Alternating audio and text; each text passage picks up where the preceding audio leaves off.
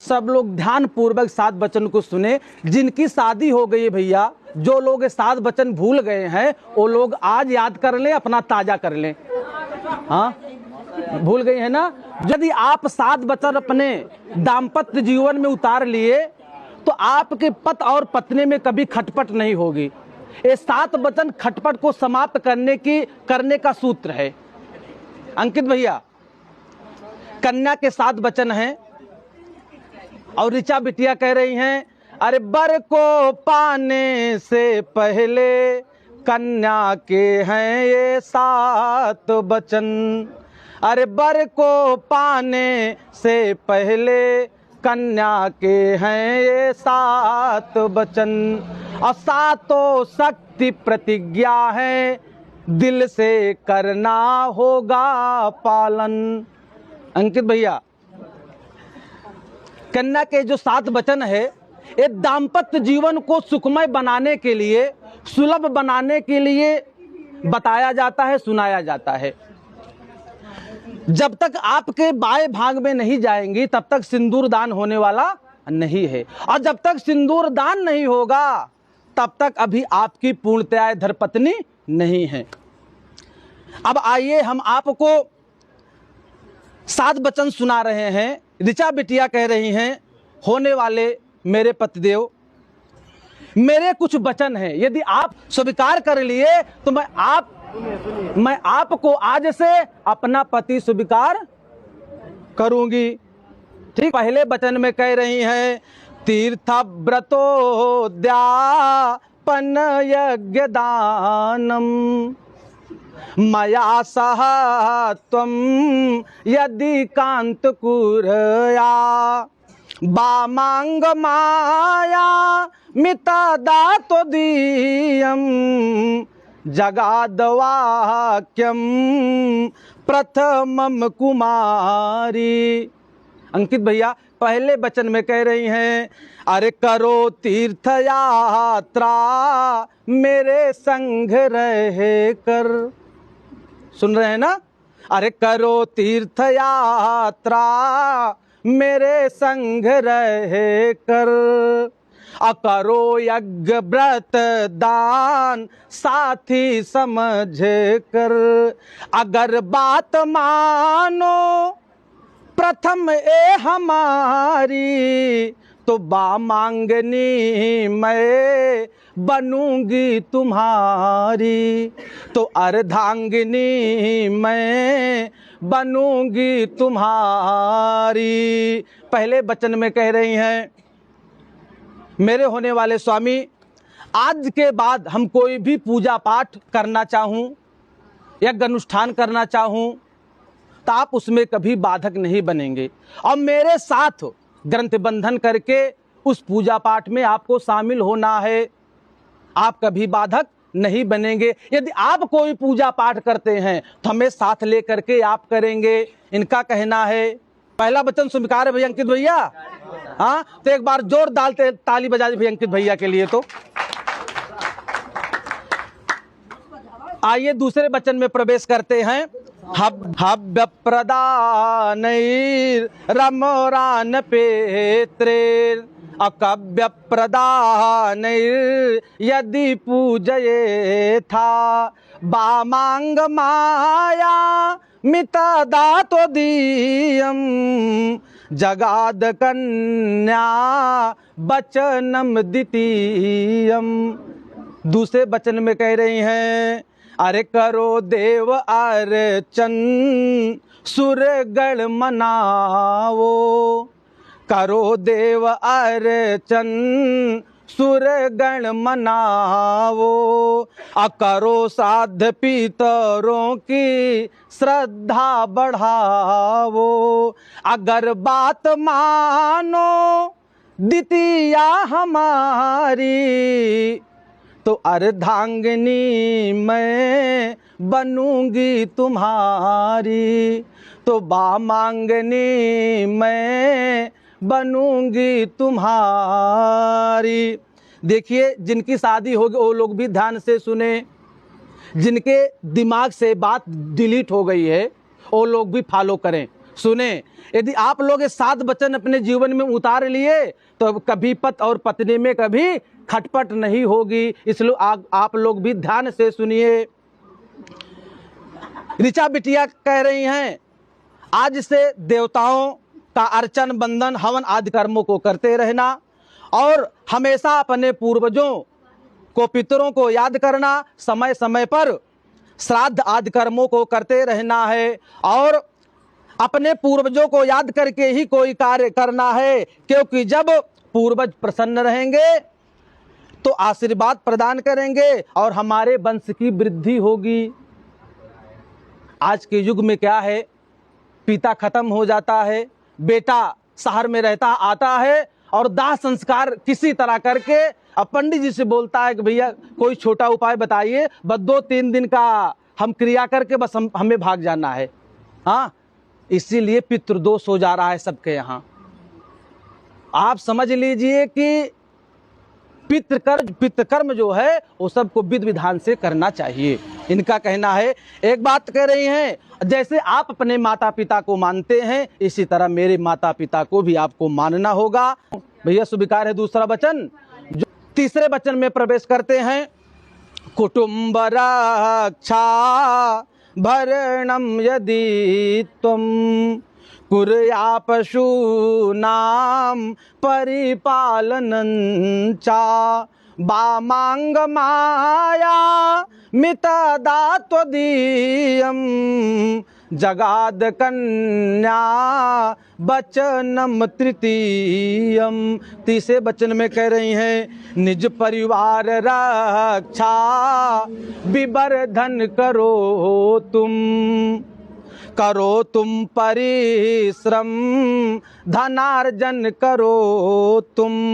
अगर बात मानो तृतीया हमारी तो अर्धांगिनी मैं बनूंगी तुम्हारी, तो वामांगिनी मैं बनूंगी तुम्हारी। अंकित भैया ध्यान दे, तीसरे वचन में कह रही हैं, आप हमेशा अपने परिवार की रक्षा करिए। अब आप अपना लड़प्पन आज से समाप्त करिए। अब आप एक जिम्मेदार बनने जा रहे हैं। आज से आपकी एक जिम्मेदारी एक परिवार की हो गई है। दूसरी बात ये कह रही हैं, जो हाथ आपने थामा है मेरा, इस हाथ को आप कभी मत छोड़ना। क्यों नहीं छोड़ेंगे? जिस विधा में मैं अपना पति स्वीकार किया है, सनातन पद्धति में, वैदिक विधान में, वैदिक विधि के साथ हमने आपको अपना पति स्वीकार किया है। हमारे सनातन वैदिक विधि में जोड़ने की विधि तो है अंकित भैया, मगर तोड़ने की विधि बनी ही नहीं है। आपने जो हाथ थामा है 7 जन्मों तक आप हाथ थाम कर ही रखिए, ये छूटने न पाए। आपको तीसरा वचन स्वीकार है? हाँ, एक बार जोरदार ताली बजा दीजिए भैया अंकित भैया के लिए। अरे कम से कम सब लोग बजा दीजिए भैया। हाँ, हंसने की बात नहीं। चौथे वचन में प्रवेश करते हैं, आयम व्ययम न धनादिका नाम दृष्ट्वा निवेशम प्रगृहं विदध्या वामांग माया मितदात्वदीयं जगाद कन्या वचनम चतुर्थम। चौथे वचन में कह रही हैं, धन धान्य अर्जन विवर्धन करो तुम, गृहस्थी संभालो समार्जन करो तुम। अगर बात मानो चतुर्थी हमारी तो अर्धांगिनी मैं बनूंगी तुम्हारी, तो वामांगिनी मैं बनूंगी तुम्हारी। अंकित भैया चौथे वचन में कह रही हैं, कमाए ज्यादा आज से खर्चा कम करें। आज से अंकुश लग गया, आप समझ लीजिए। हाँ, और आज से अपने दोस्तों के पीछे पैसा लुटाना बंद करिए और धन बचा कर रखिए, जो कुछ भी कमाते हैं सारा का सारा ला करके मेरे हाथ में आप रखिए भैया, अंकित भैया। और एक बात, बहुत ऊंची बात कह रही हैं, ये कह रही हैं जाते ही, घर पहुंचते ही जितने भी आपके कार्ड हैं, debit card, credit card, ATM card, passbook, सब हमें आप दे दीजिए, ये कह रही हैं। और मेरे हिसाब से खर्च करिए, मेरे हिसाब से खर्च करिए, खर्च करना है। और जो धन आप कमाएं, धन हमें दें, देखते कितना आप कमाते हैं भैया, उस हिसाब से खर्च करना। क्योंकि अंकित भैया, क्योंकि घर की लक्ष्मी जो है पत्नी ही होती है। हाँ, आप इन्हें आप 100 रुपए देंगे ना अंकित भैया, तो 100 में 99 नहीं होगा। जिस दिन आप मांगोगे कि मैं 100 रुपए का काम है, तो आप उठा के दे देंगी। ये जल्दी से जल्दी खर्च नहीं करती हैं, और खर्च करती भी हैं तो अपने पद्दे से मांग कर खर्च करती हैं, अपना बचा के रखती है। मेरे पास तो कुछ नहीं है भैया, ऐसा व्यवहार करें और मेरे अनुसार खरीदने बेचने का प्रबंध करें। स्वीकार है चौथा वचन ना भैया, स्वीकार है? जोरदार ताली भैया बजा दीजिए अंकित भैया के लिए। हाँ, हंस कर स्वीकार कर रहे हैं। अब चलिए 5वें वचन में प्रवेश करते हैं। देवालया मत डाग कूप बापी विदध्या यदि पूजये था बामांग माया मिता दातो दीयम जगाद कन्या बचनम च पंचमम।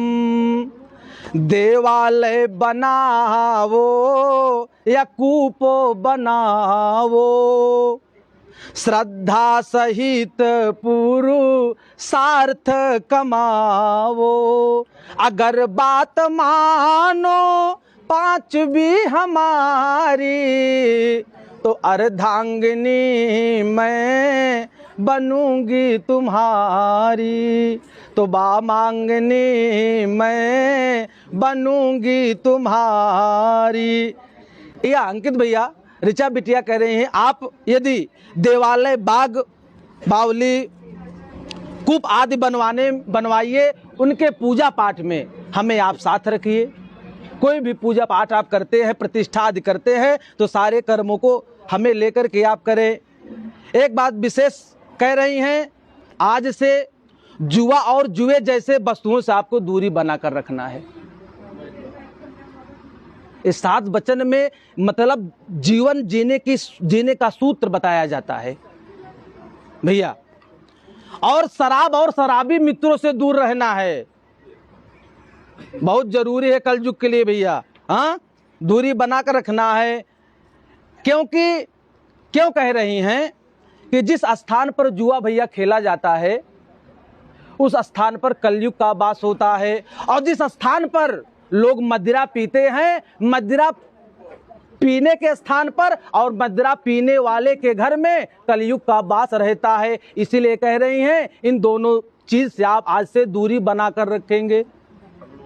जितने भी शराबी मित्र हैं, उनका साथ आज से साथ छोड़ दीजिए भैया। स्वीकार है? इसको तो आपको 6ठे वचन में प्रवेश करते हैं। देशांतरे वा स्वपुरांतरे वा यदा विदध्या क्रय वृकये त्वं वामांग माया मिता दातो दीयम जगात कन्या बचनम चखष्टमम। 6ठे वचन में कह रही हैं कि घर में रहूं या सभा में रहूं मैं। भाभी सोवा ना भाई, इस 7 वचन तू सुना, अब अपने स्कूल में जाके सबको याद कराओ, ठीक है? हाँ, घर में रहूं या सभा में रहूं मैं, स्त्रियों का रखो मान स्वधर्मी बनो तुम।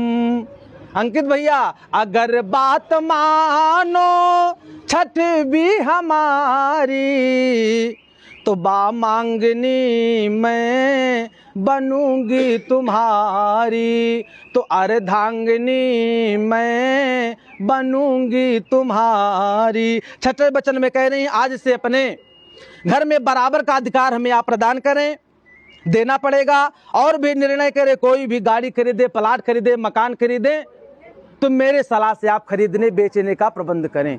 कुछ भी आप खरीदते हैं तो बिना मुझसे पूछे आप कोई भी चीज़ मत खरीदें।